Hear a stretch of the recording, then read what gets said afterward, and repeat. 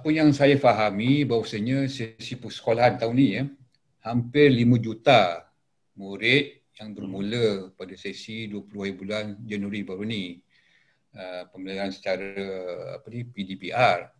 Tapi masalah yang kita hadapi ialah macam doktor sebut tadi, masalah dari segi peralatan itu sendiri, hardware, peranti, tablet dan sebagainya yang tak mencukupi.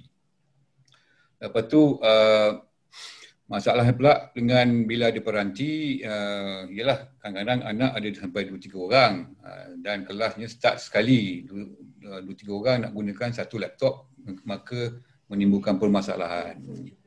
Lepas tu handphone pun kadang-kadang berebut sama anak-anak. Jadi itulah ceritanya sekarang ni. Jadi masalahnya apa yang saya dapat petik, hampir 36% ataupun lebih kurang 1.8 juta murid di Malaysia tidak dapat akses kepada pembelajaran online. Jadi masuklah murid-murid ini ditermkan sebagai murid cicir COVID-19 masalahnya. Persoalan sekarang, ada murid-murid yang terpaksa panjat bukit untuk mengikuti kelas PDPR. Jadi isu yang sekarang, saya teringat pada kes Bebonah Musi Bin, pelajar Universiti Malaysia Sabah yang terpaksa panjat pokok langsat untuk dapatkan akses internet dalam menuju exam. Bila beritanya disiarkan sampai ke BBC, barulah MC kelang kabut datang pasang tower. Jadi isu sekarang, adakah perkara yang sama patut berulang lagi? Itu isu dia. Jadi itulah permasalahan kita hadapi sekarang. Saya kira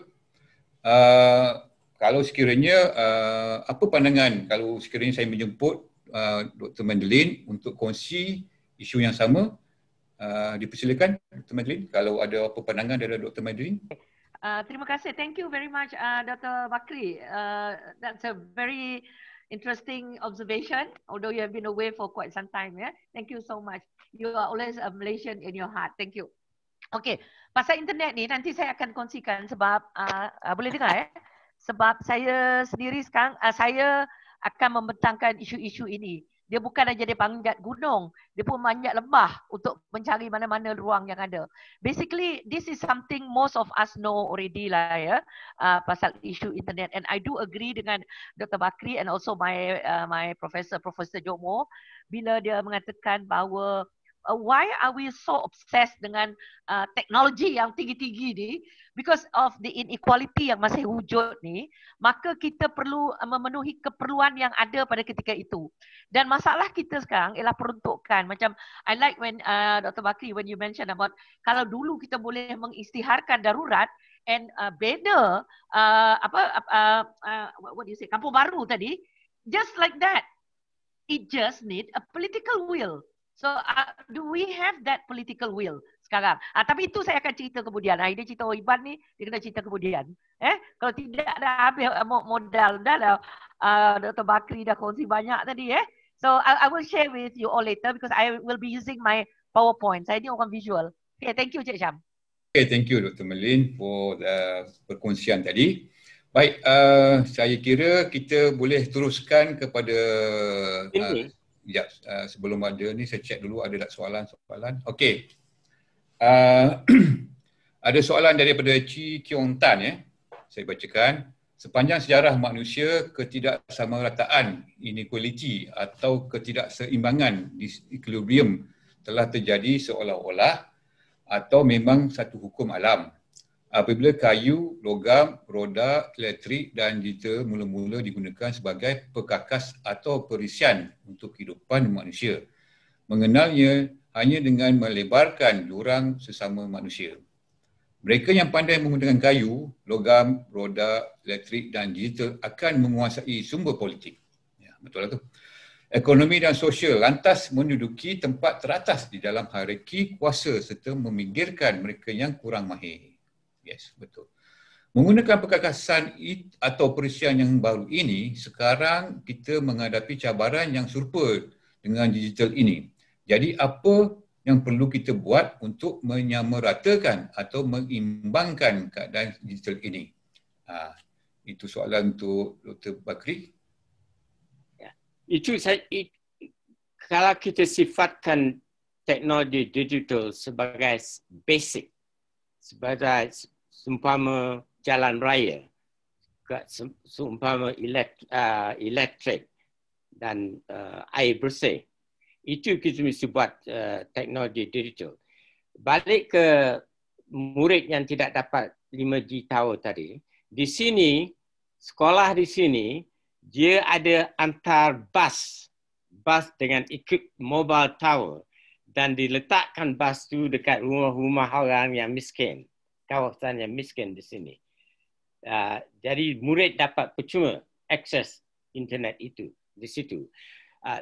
Kalau kita tidak menggunakan teknologi digital, kita akan lebih ke belakangan.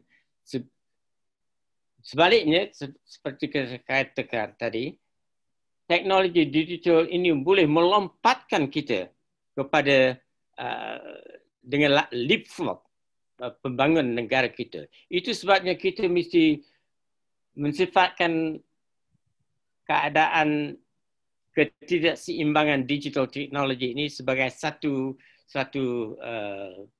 emergency. Kita mesti hadapi terus terang dan tentukan semua duit dan tenaga negara untuk menyampaikan itu. Itu yang boleh melompatkan negara kita dan masyarakat kita yang ke belakang. Teknologi digital ialah the great equalizer keadaan manusia, keadaan masyarakat. Kalau kita tidak invest dalam digital technology, kita akan kebelakangan. Itulah permasalahan kita yang kita dapat pastikan macam tadi Dr. Madeline kongsikan. Keseluruhannya adalah tergantung atas political will of the